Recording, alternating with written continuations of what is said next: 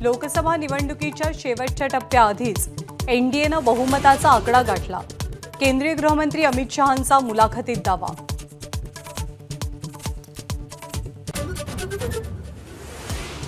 महाराष्ट्रात आमची शिवसेनेसोबत युती, युतीत सारं काही आलबेल।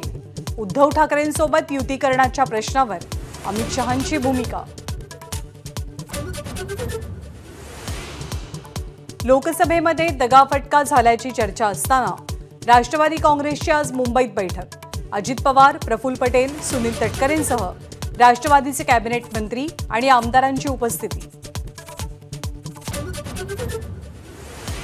काँग्रेस अध्यक्ष मल्लिकार्जुन खरगेंनी 1 जूनला बोलावली इंडिया आघाडीची बैठक।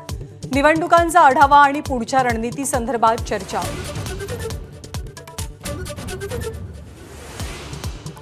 कोकण पदवीधरमध्ये मनसेची एंट्री। अभिजित पानसेंना उमेदवारी जाहीर, पण पानसेंची उमेदवारी मनसेची की महायुतीची, सवाल उपस्थित।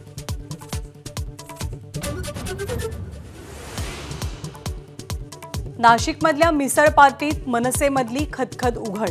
स्थानिक पदाधिकाऱ्यांच्या कारभाराबद्दल नाराजी। राज ठाकरे काय निर्णय घेणार याकडे लक्ष।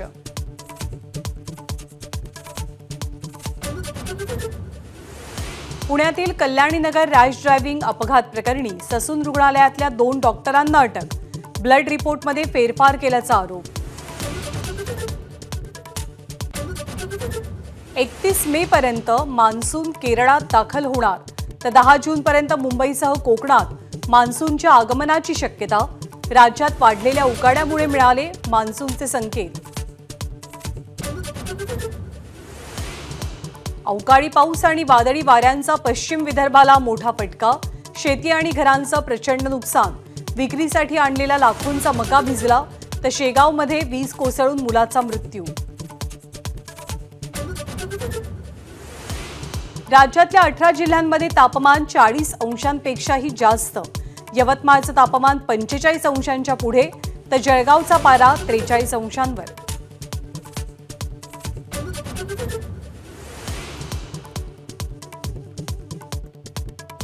आज 10वीचा निकाल जाहीर होणार। दुपारी 1 वाजता बोर्डाच्या वेबसाईटवर ऑनलाईन निकाल।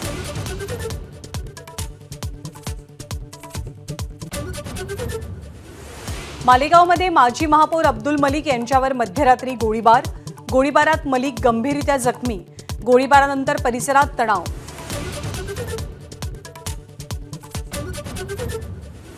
शुक्रवारी कोकण रेल्वेचा मेगा ब्लॉक। 3 गाड्यांच्या वेळापत्रकात बदल। सावंतवाडी दिवा एक्सप्रेस, जनशताब्दी आणि तेजस एक्सप्रेसला फटका।